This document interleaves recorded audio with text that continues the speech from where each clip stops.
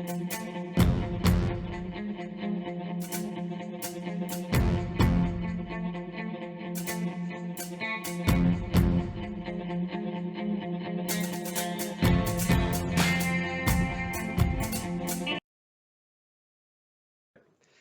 everybody. Thanks for clicking on this link to the podcast. My name is Michael. This is Liam, and you are listening to episode 5 of Strangleholds on America.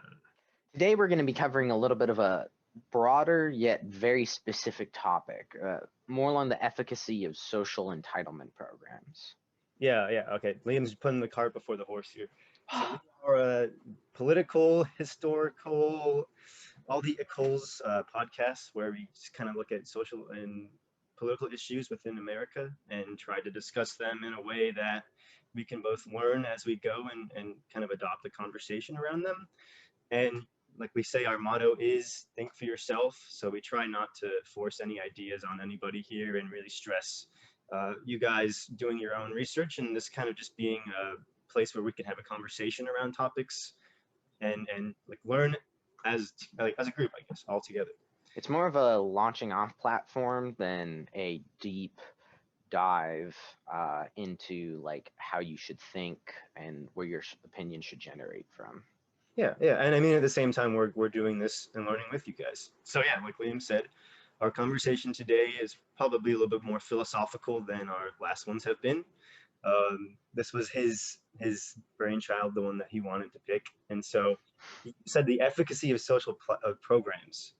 But it's also like, one of the core things we're looking at here is what should the government owe us? Like, what is the government's place in society? What are they supposed to be providing? And then looking, I guess, more philosophically at what's going on right now and if things need to change or how we see those things.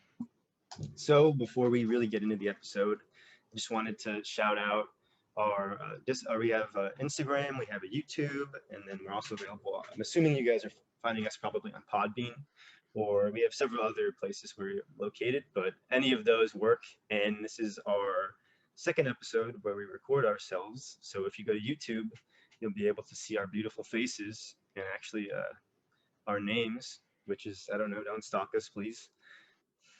I'm not too worried about that personally. Fans for that. But yeah, so that's just a quick shout out. Did you want to jump right in? Yeah, I think there's no better place to start this conversation than with the preamble of the Constitution.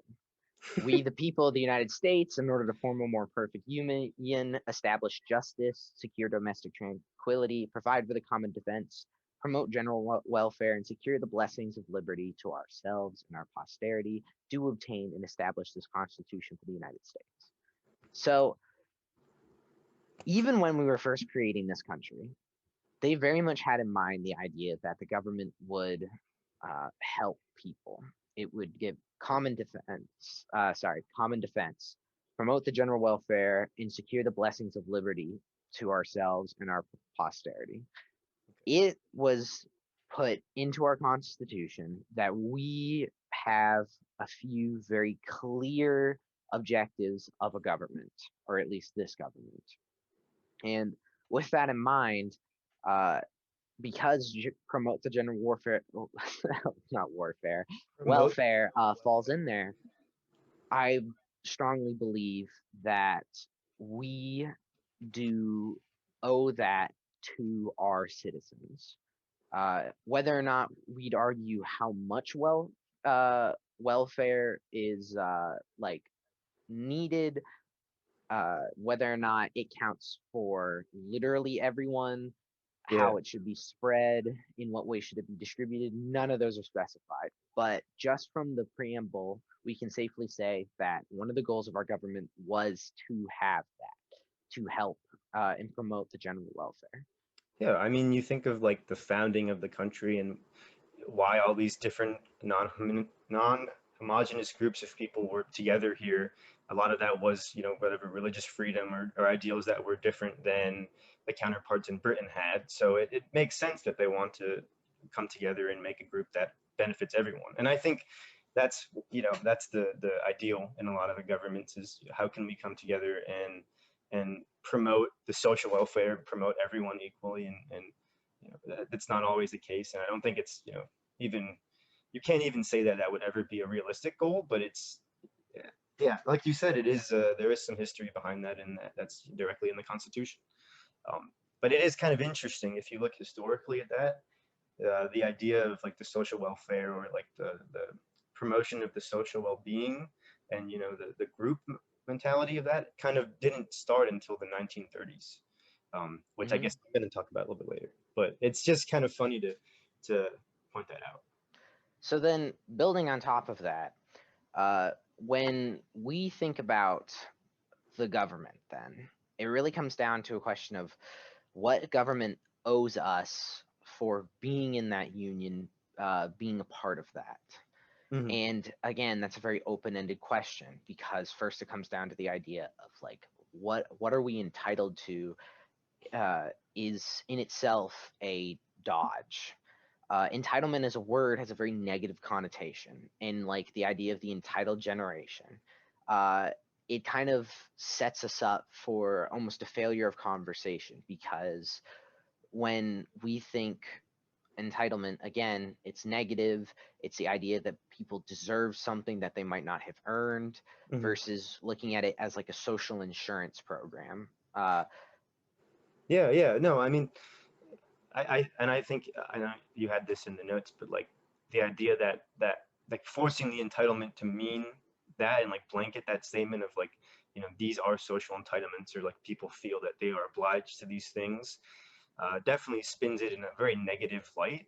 And I think you like considering the programs that we're talking about and like the welfare state or what have you, like I wouldn't say necessarily those are like they say entitlements like people are talking about them in like a haughty way, like it's something that they are owed. And I mean, I think like we can say generally like that's something that I think most people would agree with. Like people should be, you know, granted a place to stay. They should be given material clothing. They should be able to feed themselves. Like, in a society as big as ours and as prosperous as ours, it doesn't make sense that we have people who are very much not doing those things and not able to live, not even just fulfilling lives, but lives where they have just even the material goods to sustain themselves, the basic necessities essentially. So yeah, you remind me of a lot of politicians and how they'll say stuff like, if you work 40 hours a week, you should have a living wage.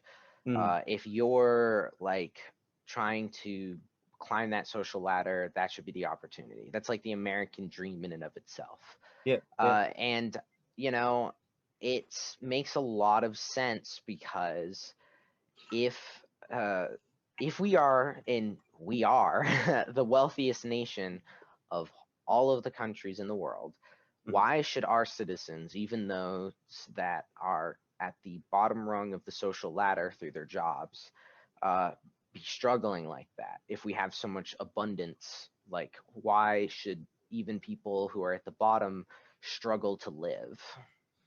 Yeah, yeah, that's a good point. And I think, we can't lose sight of it's like there's so many, well, it's such a broad concept in itself. Like, I like think of like I'm thinking like homelessness, Mm, like those people very much have their own set of responsibilities and we can't say with certainty every person that is homeless like didn't do that to themselves. Like I feel like making blanket statements um kind of detracts from the fact that like those people had their own individual responsibilities, what have you. It doesn't mean that necessarily they were given the right opportunities from the beginning, but it also doesn't mean that they didn't have them and squandered them. Like there's some level of um, like nuance we have to have there. I think like at least I'm thinking in my perspective of like those issues.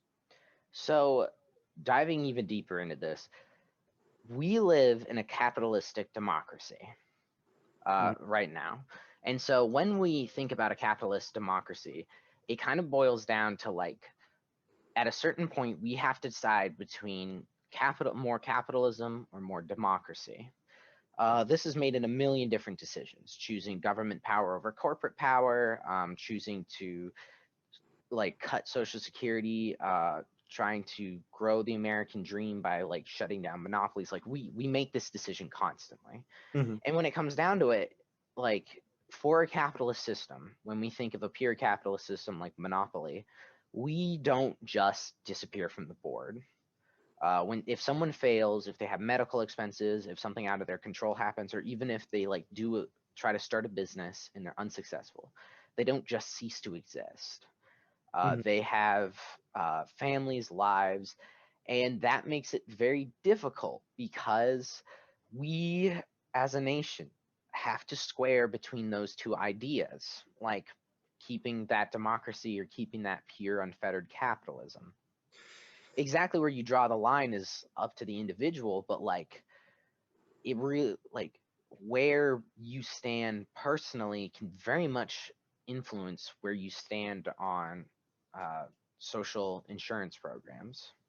Yeah, yeah. I think you make a good point. And this is something that I did, like, kind of when I was looking into the topic.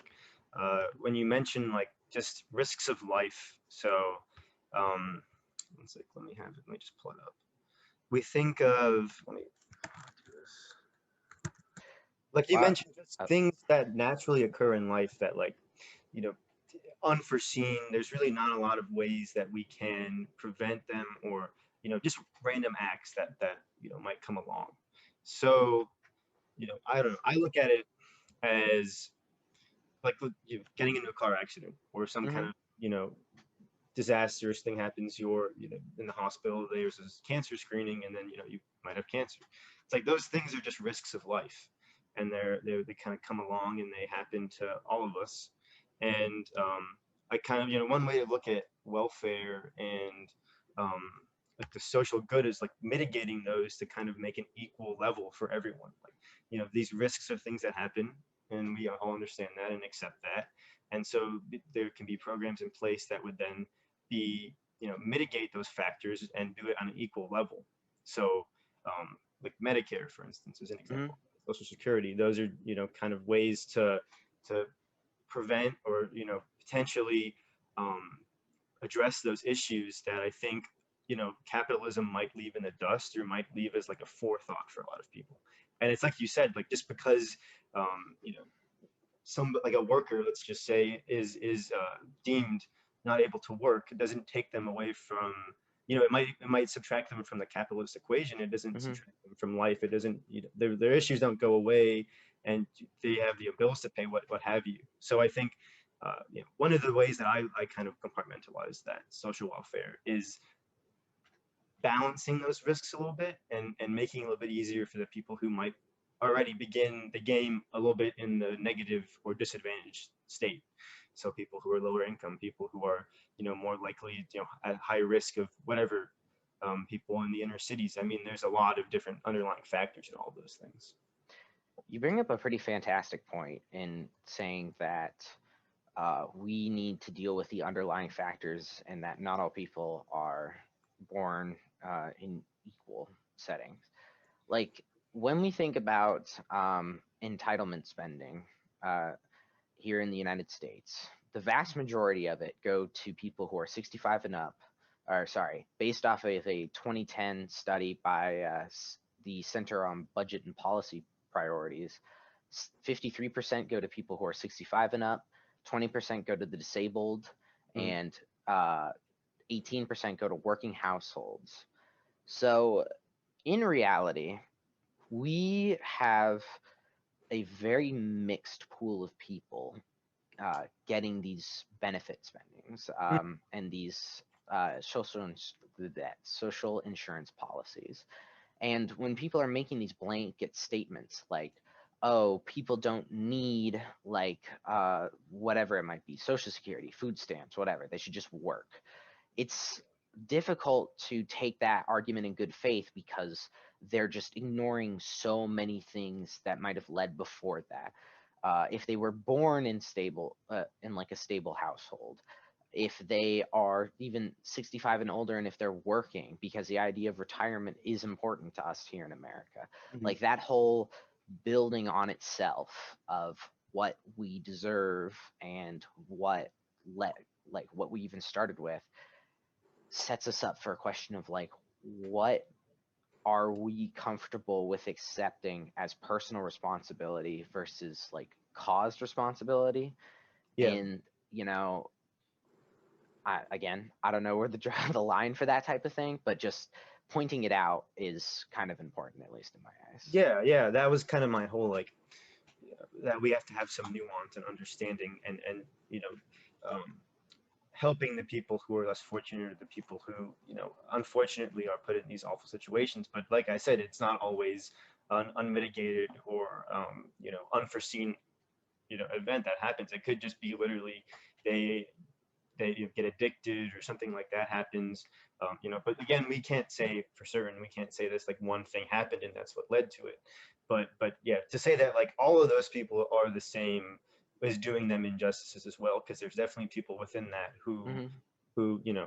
put themselves in that position. So yeah, it's Yeah. a good thing to say and a good way to couch that statement. There's one thing I do want to point out before I let this go.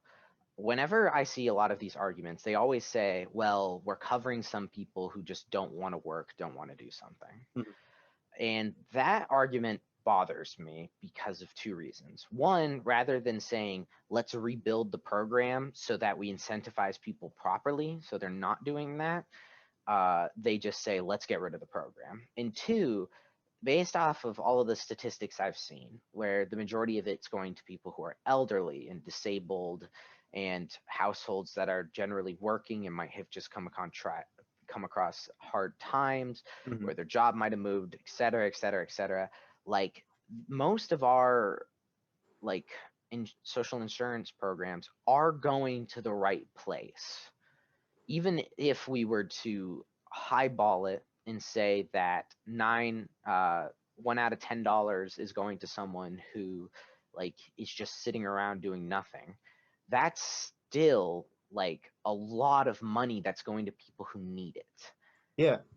Yeah, one of the things that came up in my research and that I think connects a lot with what you're talking about is the idea that like, how much of our spending on these social programs actually goes into the pocket of the people who need it. Because I think we kind of tend to think a lot in terms of like on this issue that all the spending we're putting into these communities into these programs is actually directly going to them. Hmm. Like, okay, we look at the number of like how many billions of dollars the US is spending on aid or on these issues, and we're like, okay, this is a crazy astronomical amount. And we don't think like we think directly that money's going like I guess as a check or something to directly to these people. Like that's not exactly how it works. There's systems and bureaucracies unfortunately that go behind a lot of that. Hmm. So like there's money taken out, and I think to the extent how much money is detracted or lost in that process of like converting, making sure we're vetting who is getting this money, making sure it's going to the right people, that it's going to help the community. Like to a lot of value, not a lot, but some value is lost within that. Hmm. And so I think it's important to note that, and that's kind of a contentious point is like how much spending is actually going to these people versus how much is being lost. And not lost because I mean there's people that are on the ground laying the groundwork for these policies that need to be there. So like just paying their salaries is important. I mean it's not Hmm. like we're throwing this money away. I think, and a lot of people, a lot of libertarian perspectives will kind of shout that as being one of the reasons why these social programs are so ineffectual. Um, and I wouldn't say that they're not. That there's some examples of um, like issues, and there's definitely a lot of ways we can rework the system. But yeah, like you said, like going to the extreme and saying we're spending so much on this that it should just be removed, I think is just way too much of a that's such a far out reach. Like they shouldn't be grasping for those straws. There's definitely some middle ground we can work in there. Yeah, I think The Economist really puts it best when they say any praise for the efficacy of safety nets must be tempered by the realization that, for one reason or another, these folks could not make it on their own. And Hmm. that line really puts a lot of things in context very quickly, because while we can talk about whether or not it's good or bad or the program's effective or not, if Yeah, these people couldn't make it on their own, like we can't just let them die on the street. Like very simply speaking, we can't just imagine they don't exist. We can't just push them out.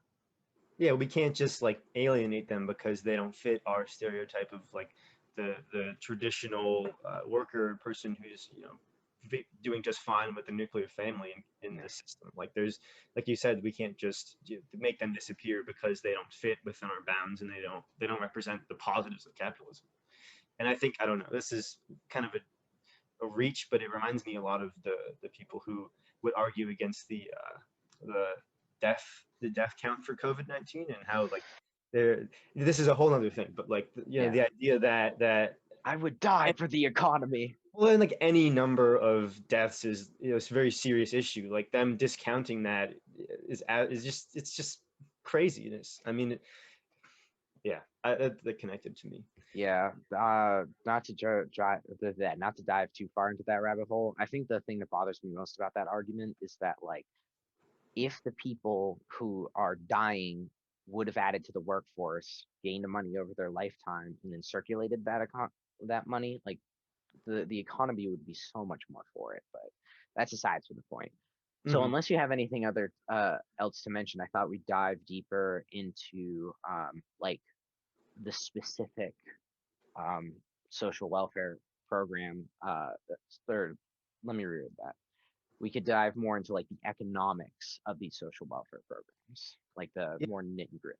yeah, go for it. All right, so first question that I asked myself during my research was, do social welfare programs make people stop working? This very traditional kind of Republican talking point, I would more call it fear mongering personally, Uh-huh. bothered me because when we have new ideas moving in, like the freedom dividend and the universal basic income, a lot Mm. of these ideas are fundamentally challenging the idea of like earning a living wage with um, mechanization on the rise, with people being pushed out of their jobs after working them for 20, 30 years and then being told to just switch industries into tech.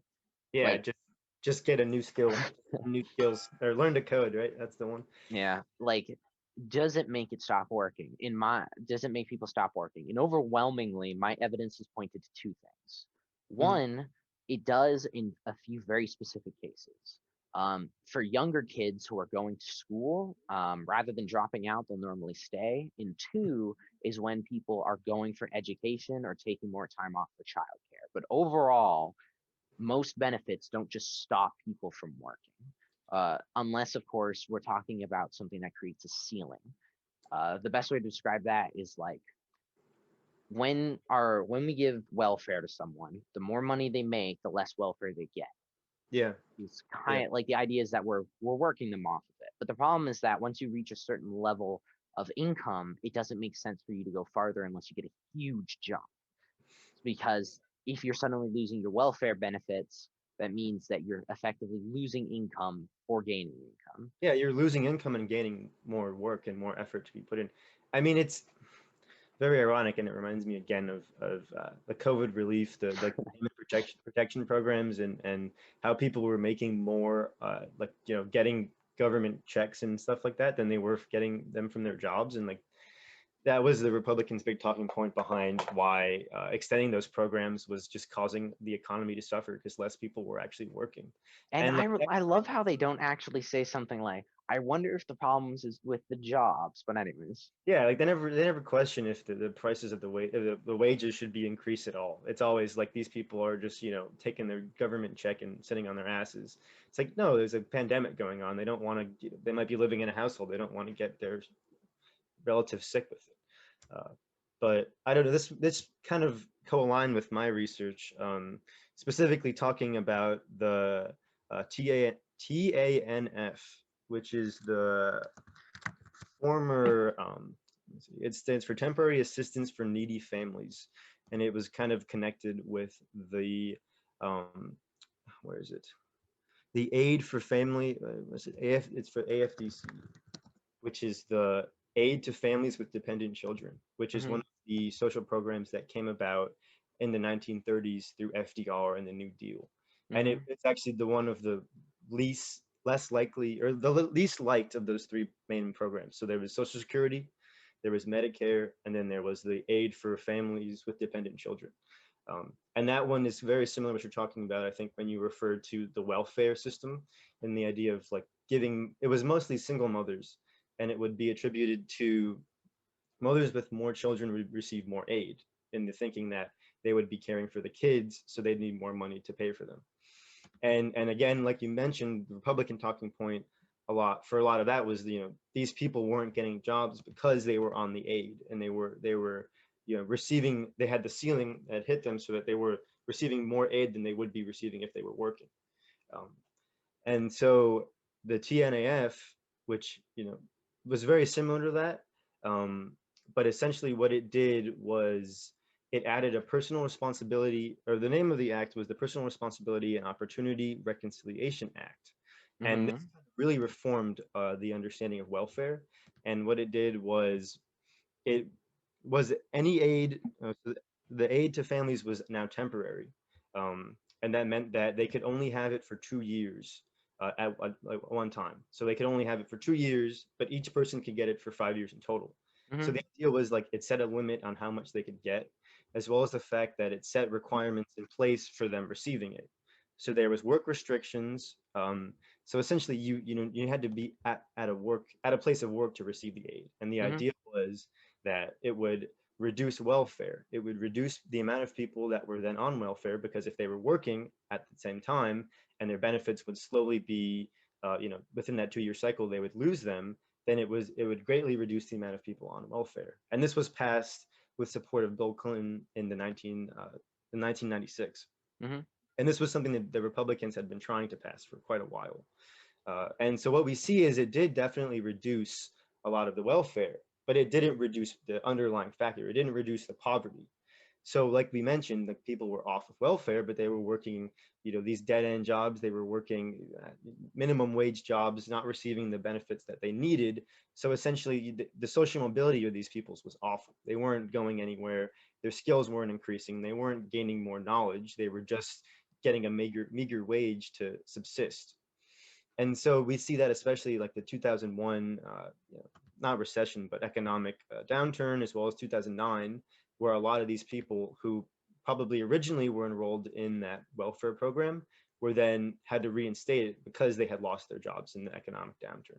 Mm-hmm. So you can see the poverty kind of was underlying all that. I mean, we had like welfare reform, but it didn't really have anything to change the underlying issues. So that's kind of where we are now. I think we still have that same TANF system in place. So there is a lot of issues with that. Do What's interesting to me is that these welfare programs, if executed properly, could be very effective in increasing social mobility. We can objectively say that money that goes to the poorest of Americans generates the most amount of wealth because yeah. it is the most circulated, in Mhm. the sense that a single dollar given to someone who's low income can create more money because it creates more economic activity. Yeah, and it And changes hands so yeah, many more times than it would say like a billionaire. But and so like people making these meager salaries that's barely enough to subsist, it bothers me that they're told they are asking for too much, or they should just put in more effort. Because if your goal is just to survive and you're in that type of thinking, you don't exactly have time to go to school, get educated, and push for what you want, like for mm, expanding your skills. And that's hard.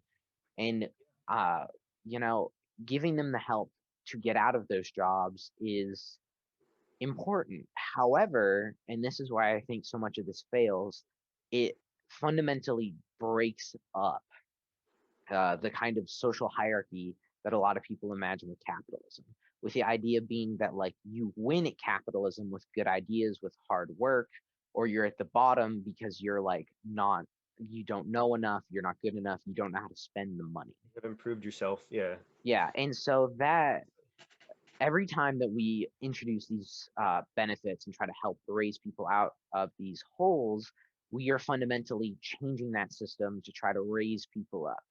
Hmm. And some people are very much not comfortable with that because they are like, I earned where I am. Like, why should someone else? But on the other hand, should they die because they shouldn't be moved up? Like, it's just, it's a very, I'm getting very deep in like a moral ethical argument about where people should be. And it's hard Yeah, to give a definitive answer. But the main thing I'm trying to point out here is that if we're ignoring these people, if we're trying to just move on without having this conversation, like, what do you expect to happen to them? I don't, yeah, exactly. I mean, it's, yeah, like what, if we're not giving them this aid and a lot of them will say that private charities are, more effective at providing aid and, social mobility for these peoples, which is very disputed of a claim. But I mean, that's Mm, a lot of their like, talking points on that side. And like to play devil's advocate, I think a lot of the people who would, be like libertarian people who are like anarcho-capitalists who think that, capitalism on its purest form, like without any government regulation, would solve for these issues. Um, you know, really hit that brick wall where it's like only so many people in the system can really get ahead. Like at yeah, what point, like not everybody can be a CEO, not everybody can can make these skills and run their own business. yeah. Like, why does Jeff Bezos deserve to make him like $11 million a day or something like that? Something insane. I think it's even Yeah, and yet we're over here debating about what the minimum wage should be versus setting like what a cap for a wage should be. Like that idea, yeah, yeah, wage caps is yeah, interesting. is like the fact that we've never even considered it. And don't get me wrong, I'm not necessarily pushing for that right now. I'm just saying like that double-edged sword blows my mind because essentially what we're doing is we're telling the poor to get good, Yeah, yeah, learn, do better. And then when we're talking to the richer top 1%, we're just like you do you, get as much as you can. And yeah. I'm not sure if I'm comfortable with that because fundamentally if someone is going to be a billionaire, someone has to be poor. And when I say someone, I'm talking Some thousands of people. someone's, yeah. Well, Because and if for Bezos to hold that much money, that means so many more people have to not have that much money. well, think about it like, so Jeff Bezos is employing how many, millions of people, let's just say across the country. Mhm. The idea is he is paying these people a wage, and their amount of effort has to be higher than that wage for it to be worth it for him to hire them. So it's like, these people are they're providing this capital for him, by their wages and by their skills and their benefits, and then they're giving back, getting back whatever, most likely the minimum wage or most likely whatever ceilings or sets they have for that. Mhm. And it's like, I don't know, it's very interesting. Yeah, like you mentioned, um, and We I can don't, get even deeper into this. What I don't, because like um when we're thinking about that double-edged blade and how it never applies to the rich, yeah, the Federal Reserve Chairman Alan Greenspan has basically pointed out something called tax entitlements, which would be the opposite of the social entitlements we're talking about. Because under current tax policy, based off the Tax Policy Center, the top fifth of the population receives 66% of tax expenditure benefits compared to 10% of entitlement benefits. The middle 6% of the population receives a little over 31% of tax expenditure benefits.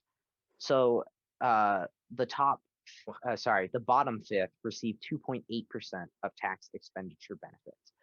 yeah, Like when we think so entitlements and all those type of things, what we never think of, we are always imagining things like social security, like mhm, food stamps, like how the poor need help. But in reality, like these multi-million dollar companies, GE, for example, walking away with a $0 tax, $0 in federal income tax.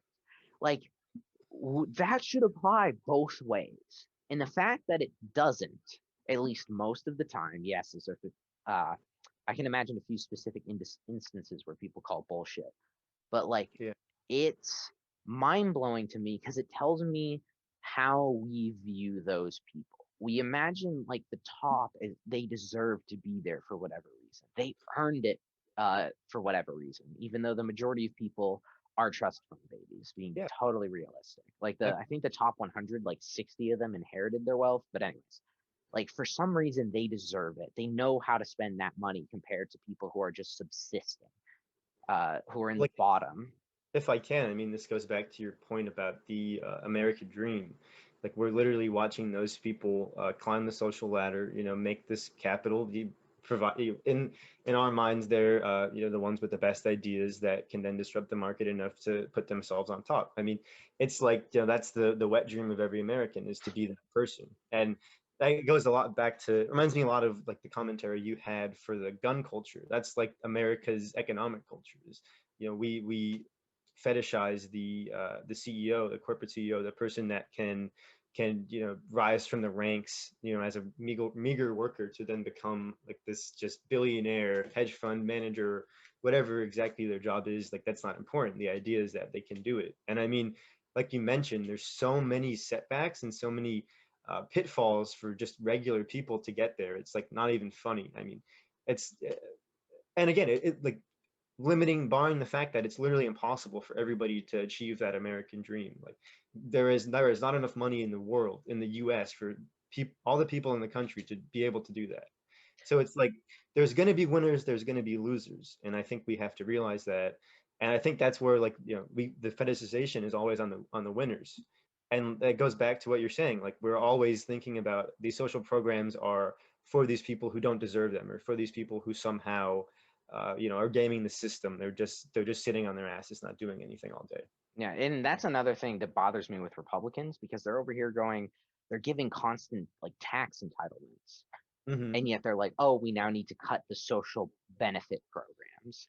Yeah, yeah, And it is very literally moving money from the poorest Americans to the richest because people think, oh, if we give a tax cut to Elon Musk, Jeff Bezos, they'll make more jobs. But then those jobs will be extracting more wealth from the bottom because they'll have to put in more money than they're worth, and then they skim the money off of that, and it's a cycle that is just constantly bringing money up to the top. and it's just like that very basic fact of the people with all of that wealth are either like you mentioned the Jeff Bezos making whatever 11 million. It's not a day. It's something. It's like a second. It's like a minute. It's something crazy. And obviously that's not Actually, all I'm curious. physical. It's not like literally cash being deposited into his account. A lot of that is coming from stock options because he's probably the contributing fact owner of Amazon. He So, makes $2,500 a second based off of Business Insider. dude, so wait, how long has this episode been going? We could do some math and see how much he's made in the Oh, past hold on. Let's see. Let's see. This episode's been going on for about the 30-minute mark, so that's 30 times that like 2000 number. all right. So he's made $75,000 in the time of this episode. I don't know about you. I could pay for my college. I could pay for your college. I could pay for literally all of my friends' colleges with that kind Everybody of in the money. apartment. Yeah, yeah, but so the We idea could buy a house together on the water. That's a great down payment. no, on the water. I think you're going too far with that one. But essentially, the idea is that that's not all literal capital he can invest. That's stuff in that's stocks, that's options, that's his whole portfolio. But it's to that extent, it's like then again, it's not circulating. If it's sitting in his company, if he's putting it back into the company, there's some of that is going to get distributed to the workers. But who's making those decisions? Who has those options? It's the shareholders. It's the Mm. stakeholders of the company. And that's kind of just how we've accepted things are. I mean, that's how companies are run, and that's how CEOs do it. They don't, the workers are never asked. I mean, and isn't Mhm. that the big thing with Amazon, that their workers are off treated very awfully. They don't even have the right to unionize in some places. Yeah, Like, they will literally shut down a warehouse over it. They've yeah, done for that. those issues. And it's like you look at the astronomical wealth of those companies, and then they're not giving them back to the people who are making that, not making that for them, but contributing very heavily to that. And so it's a very unequal system, not even just the welfare system, but the idea of where the wealth is going. And then And to still redistribute that from the poor to the highest and the most wealthy. And the fact that if we try to do it backwards and give to the lower people, there's so many objections behind that, or why those people work for their money and they, they're lazy. They're this, they're that. They'll spend it on alcohol. They'll spend it on like whatever. yeah, yeah. Like building on that and diving into your point just a little bit deeper here, like whenever these people are giving to charity, right? You'll have like Jeff Bezos gives 20 million to charity. I hate to keep using Jeff Bezos, so I'm probably gonna switch it up to Warren Buffett after this. Like they're like, oh, like look at these big millionaires. They're giving to charity. They're doing all of this. And I hate that with a passion, personally. Because they word it like, oh, look at this generous man with so much money we can't even imagine it. Just Hmm. giving away some of that for Yeah. the good, for the For the good. great And good. I find that so irritating because I'm like, if they were paying proper taxes, if their company was paying proper taxes, they wouldn't have to do this. You would like the money would be there in the government coffers to give out to social programs. Like they wouldn't need to donate anything.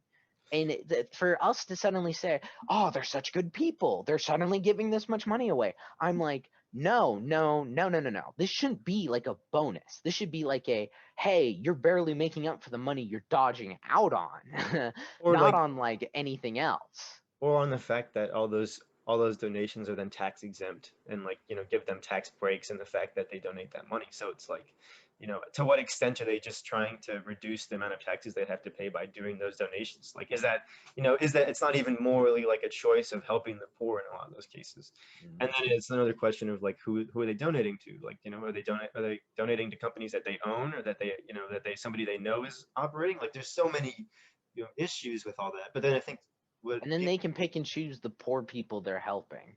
but what people would say to kind of go against your point on the fact that if they had been paying those taxes, people would be the wealth would be distributed more evenly. If we look at like the programs that are in place right now, a lot of them do help, but then again, a lot of them aren't addressing those underlying issues of the poverty, like, the poverty-ridden situation these people are put into. So And it's like, rather than we just gotta fix the programs, guys. yeah, yeah, and like in a video I watched regarding it was talking about um, people within this program like that, and Mhm. the TANF one. So people who were in that new program that hinged on them having a job. So many of those people were waiting around, just waiting to get into educational classes that could then teach them skills to then get better paying degrees or jobs, even just because they were working very meager, 10 minimum wage jobs. So it's like there's a lot of issues, and I would agree that bureaucracy is a bitch, and people are going to try to shovel off the top and take what they can where they can. But it's it's the right of, I mean, it's the to promote the social welfare, like you said, is a very essential part of it. But So there's one other thing I want to point out here. The mm, highest earning 20% of families made more than half of all US income in 2018, based off of the Pew Research Center. That blows my mind because what we're looking at is a situation where these highest income are just gathering more and more wealth, and yet we never have an issue with it because, very frankly speaking, if we were to discuss as openly as we are right now on a political landscape, like, hey, the top 20% are making too much money. One, it goes against the capitalist democracy type of disagreement. Two, it goes against the neoliberal idea we run this country on.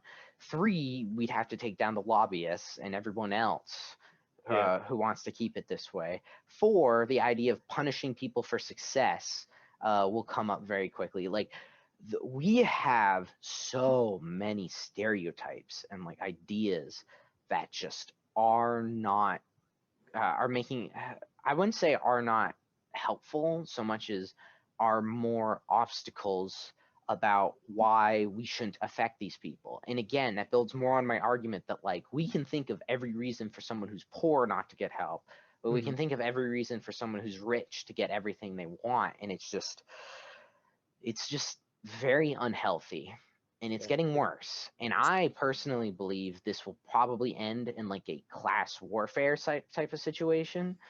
yeah, But I think so. wealth inequality is something people don't want to fix right now, or should I say politicians do not want to fix No, right now. no, and I don't know. COVID is not going to make it any better. COVID, in many ways, has made that kind of inequality a hell of a lot worse. I'm gonna wait. You can't hear me.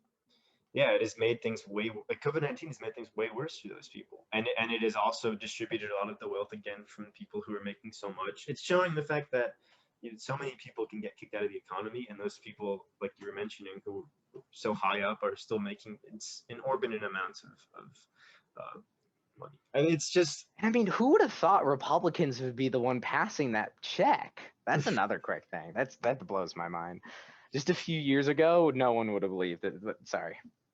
yeah, yeah, it's kind of crazy. And then it's so funny their take on the government in economics and in the market, and saying like, now people need relief, or now we need to bail these companies out, given the fact that they always focus on government being separate from government. Or government being separate from our economic system. They're always, laissez-faire, like regulation is going to kill competition. People aren't going to be able to get ahead. And at the same time, they're like, well, you know what? We can bail them out. We can give these too big to fail banks their money back. Yeah, And and it goes directly against the capitalistic notions that there's some kind of competition, and that pure competition would get rid of these chumps and these people who are spending this money so mhm. recklessly. And instead of saying you guys are out of business, somebody else is going to come take your place, we're just subsidizing their failures, which is exactly what happened in 2009. Mm. So it's very disheartening seeing everything that's been going on, and seeing how not much has changed, and the conversation is still in the same place as it's probably been since 2009, 2008. Um, Yeah, yeah. Honestly, I have totally been dragging the basics of Republican principle through the mud for the past 40 minutes now, I think. yeah, you Um, definitely have. at You least definitely on for welfare. And I do want to stress here that while Republicans are much worse, I firmly believe Democrats won't change anything either, because uh, the Republican and the Democratic Party are both very much run by business interests. Because the Republicans are closer to their base, which believe in that more capitalist idea, and that happens to align with their donors and their big money interests. Versus have. Democrats know that their base is looking for this more dramatic change, and their base is more fractured because like there's so many different ideologies spread in the idea of liberalism, Yeah, and it makes it so that their like major business donors disagree with the base, so they have to find a way to fix that. And it makes it so that I just don't think the Democratic Party as it functions right now would even be able to push or pass for this type of thing, because it would threaten their existence. Fundamentally, they are both parties for business rather hmm. than like for like welfare and all of that type of thing. And that is painful. Well, I mean, isn't that the idea that the Democratic Party is supposed to be the is it Democratic Party supposed to be the workers' party? Isn't that kind uh, of the whole thing? But then at the same time, not really. Like there's so many contradictions to that in so many ways they play it off. So yeah, I and yeah, why would they try to go against their own benefits, or why would they try and add new ideas into the mix if they just like how things are now?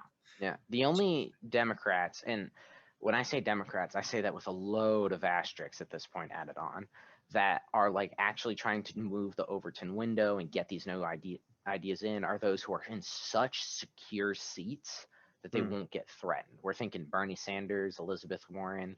I'm not sure if Alexandria Cortez falls in that. Ortez? Say Yeah. so. AOC, yeah. I mean, AOC falls in that. her district is like 80% Democrat, so it'd be really damn hard to upseat her with a Republican or Yeah. even any other Democrat at this point. I mean, she has a huge platform now for the progressives. So Yeah. So like the only people who are willing to make these type of dramatic changes are those who are so secure in their own power that they don't have to worry. yeah, And that's not great, because like that small contingent of people shouldn't be the only ones trying to represent the base, and they shouldn't only be representing the base because they know they can get away with it and they don't have the consequences someone in a closer race does. yeah. And that's And those like what handful of people can't make many legislative changes outside of executive orders or things like that. I mean, they mm, need the not even at this point they need Republicans, some Republicans on their side as well, even in the Senate, mm, to get anything passed. So, and then you look at even just to get a simple majority of the 50 senators plus 51 from Harris, it's like Joe Manchin, the Hmm. senator from West Virginia, like Yeah. to make sure he's on board. There's so many like fringe kind of people that you have to then get supported on that. It's the amount of issues that there is and the amount of like ways that we would be able to resolve them. I don't know. I don't see that coming to a head. I don't know. Honestly, this I do want to admit this program has definitely turned more into like a when will class warfare start? Wealth inequality's a bitch kind of situation. I just don't. I mean, I don't see that being realistic either. Yeah. Yeah, I I guess this was a. We definitely had a couple divergent roads on this episode. honestly like I think what this really boils down to is to you, what is the point of government? Is it to serve the collective good and help its citizens? How much help do these people deserve? Whether or not it should be trying to keep up like the good of everyone or trying to balance it, or they should work towards what would help the most people. It's a very vague area. Yeah. I don't know the answer to that, but I can safely say that, in my opinion, the government should definitely focus on helping the most amount of people, because if it exists to protect its citizens, ensure domestic tranquility, provide for the common defense, promote the general welfare, and secure the blessings of liberty for ourselves and our posterity, like it can't accomplish that if it's too afraid and too controlled by like moneyed interests and by politicians that don't want to like push against big business, where they're okay with oligarchies rather than monopolies. Hmm. Like it's just, it bothers me, and especially how we frame social entitlement as like a they deserve it rather than like a they failed in the capitalist system we live in. That will happen. It's a capitalist system and we need to help Built them. in. Yeah, that's or at least what's going to happen. Um, yeah. And I personally, having paid taxes for a few years now, disappointingly, like I don't mind being taxed at a higher rate, especially going into an engineering field, uh, because if I know the money's going to the right places, if I know it's helping people, if I know it's generating more wealth and growing our economy, because they will very literally generate more wealth with how it circles through the economy, bringing back the American dream, stopping people from dying on the street, like that makes me feel better about like the life I live, on top of the fact that it makes it so that I don't have to feel guilty or feel need to pay to charity or do anything else, because if it's doing that for me, I've done my common good. Not saying that I can't give more. Yeah. Yeah. I think a lot of people want to feel that way, and I think a lot of people don't feel that way, or they, you know, whoever may be, whatever the given political circumstances and environment, might not agree with the fact that they're paying taxes to whatever. Like a Democrat might feel like their taxes going to Trump's policies are against their ideals, but that's kind of the right we have to do. That's kind of the right we have to take, and how we approach things. Mm. We just have to kind of keep an open mind and hope for change, I guess. Hoping for change is very, very disappointing. It's very disheartening. Yeah, I'd say that. Yeah, I think we can both definitely agree that if you want change, ooh, actually, I'm going to end this, at least this thought, on a lighter note here. Okay. We can think of an innumerable amount of obstacles to change something, and we can look back at it and say it wasn't enough, and we can argue all the way if it should be reformed again and changed once more. But ultimately, unless we're pushing for these changes, nothing will happen. And unless we try to overcome these obstacles, like we'll be living in the society we're at, because right now isn't acceptable. Hmm. So the only option we have is to change it. So I don't see why we should let any of those obstacles hold us back, especially considering while us as individuals are exceedingly weak compared to corporate money, lobbying, and everything else, us as a collective could easily overtake whatever we wanted.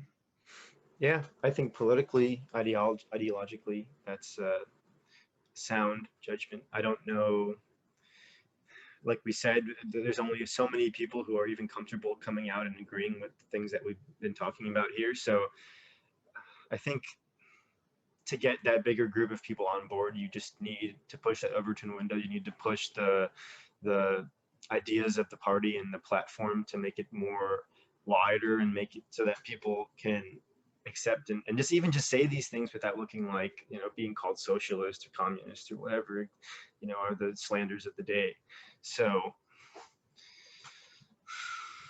yeah, it takes time. I think people are so, we see all these issues and we think like we have the solution or we know what to do, when it's tough to say that we definitively have an answer. And I mean, nobody has, you know, an answer. It's not, that's not how things work, and that's not how the government is run. That's not how the country is going to get any better.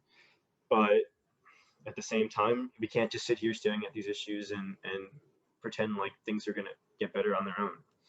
So we just have to bite the bullet and say we want these things to change. We want to see these and like be specific about what actions we want to take, because I think that's a huge aspect that a lot of people forget. It's Yeah. like we get so tied up in the lofty ideals of X or Y or Z, or, you know, redistributing wealth, you know, making it more equitable for everyone. But what does that look like? What kind of policy would be put in place to actually make that happen? It can be so hard, and that's I think why it's so difficult in our current climate to get anything through, is that we have so many different perspectives, and just asking two different people on the street, they'll tell you two different things about should these people that are poor get money, or should we, you know, increase these social programs. You'll get maybe somebody saying to defund them and somebody saying that they need to be run a completely different way. And I think we just have to exchange ideas and come to the conclusions that just kind of expand them and make them more reasonable by having these conversations. So Yeah. we're I mean, if we don't have the conversation, we'll never ever be able to change it. exactly. Fundamentally. Exactly. Do you have any other points you'd like to bring up? I don't think so. I think this was an interesting episode. I think I don't know, I saw it going differently in my head, but I think now that we've done it, we definitely brought up a lot, and it was a very wide-ranging topic. And I think it was good, just like we said, to talk these things out between the two of us. I'm glad to hear it. I enjoyed the episode a lot. Yeah. But Okay. for reading for this week, if I could suggest you guys something, I would 100% go with learning a little bit about Mr. Greenspan, or should I say Alan Greenspan, the Reagan-appointed chairman of the Federal Reserve, because he's the one who brought, or at least introduced me to the idea of tax entitlements and kind of opened me up to the idea of like the double-edged sword that exists, where the rich kind of get away with what they want versus the poor. Mm-hmm. Mm-hmm. I think that's very much worth more research. Yeah. Take a dive into Alan Greenspan. And I know that that was a reference to the hearings on that issue. Like, does he speak more about that? Then does he have like writings on that? That you know of, or you're Off just the top of my head, no. I mostly read these hearings. what the article said? Okay, cool, Mm-hmm. cool. Yeah, check him out. See what he has to say. I'm interested to see if like his ideas have changed over time at all. That would be interesting. You know? I think they might have. I don't know. Maybe get more refined. Yeah. But please follow us on our Instagram, Podbean, YouTube, Facebook. No Facebook. No Facebook. Twitter, but not really Twitter. It's Strangleholds on America, so you can look us up on any of those sites. Otherwise, please think for yourself. This is nothing more than a launching point. And exactly. Have a fantastic weekend. Be back next week.